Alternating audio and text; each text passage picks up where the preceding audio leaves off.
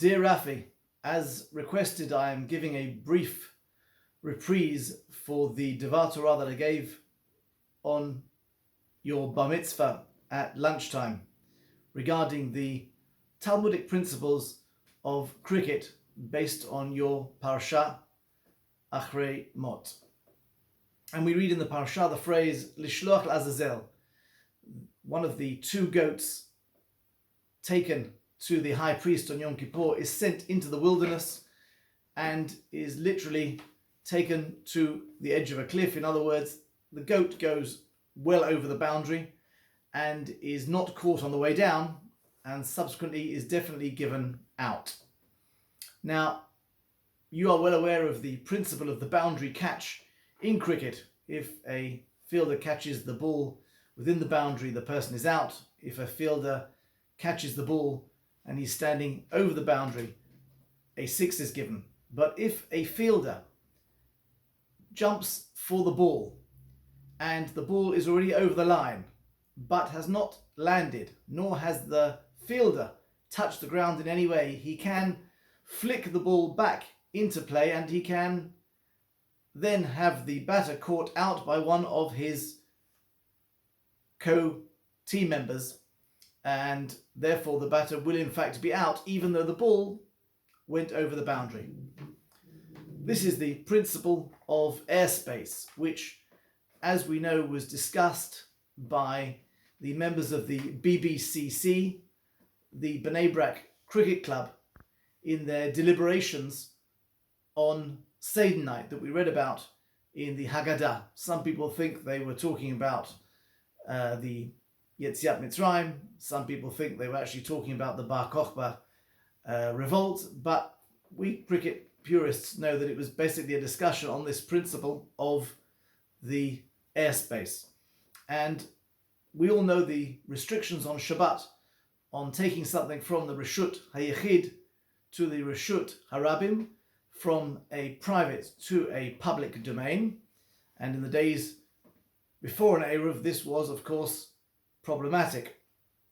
And Rabbi Akiva says that if you threw a cricket ball from your front drive into the front drive of the person on the opposite side of the street, you will be chayav for breaking Shabbat, because the ball travelled through the Reshut Harabim, the public domain, and is therefore a breach of Shabbat. However, the Chachamim say that there is no breach of Shabbat. You would be patur from any knas,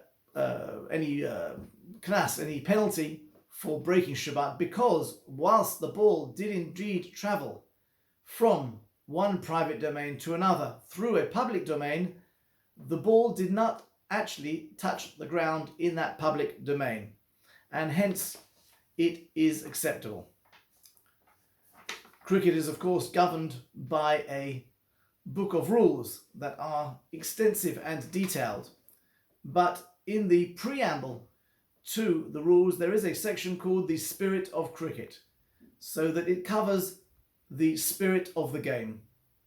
And based on some words I heard from Rabbi Yaakov Chaitin, an Australian rabbi, he gave 2 examples of a breach of the spirit of the game. One was where a British batsman edged a ball and was caught behind, but did not start moving towards the touchline because the umpire had somehow missed it and had not actually given the player out. And according to the rules, if the umpire does not give you out, you are not out.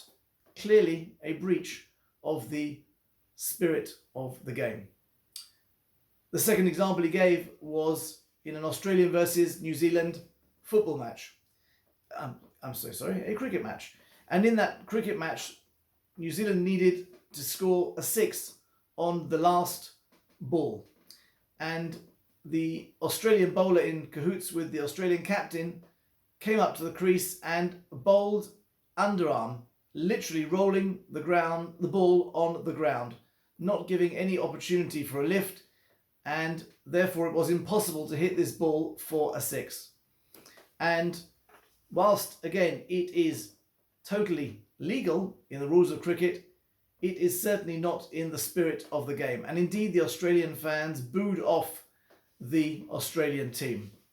Now, this can be taken from an earlier principle connected to the destruction of the second temple, which fortunately we know will be rebuilt shortly. And one of the reasons given for the destruction of the second temple was that the people kept the mitzvot.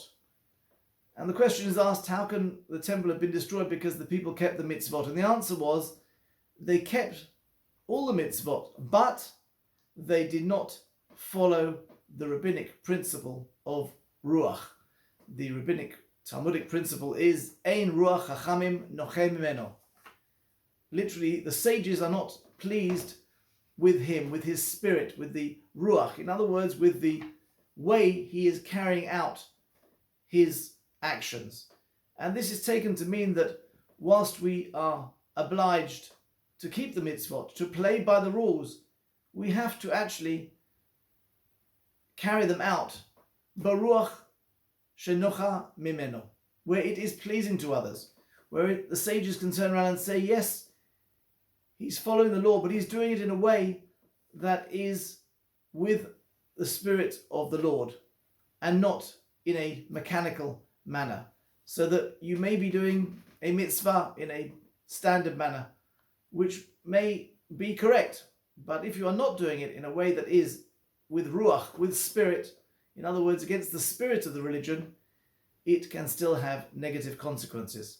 Now, we are all hoping that you will become the first Jewish cricketer to play for England since Freddie Truman, who only discovered that he was Jewish, or that his grandmother was Jewish, many years after he retired.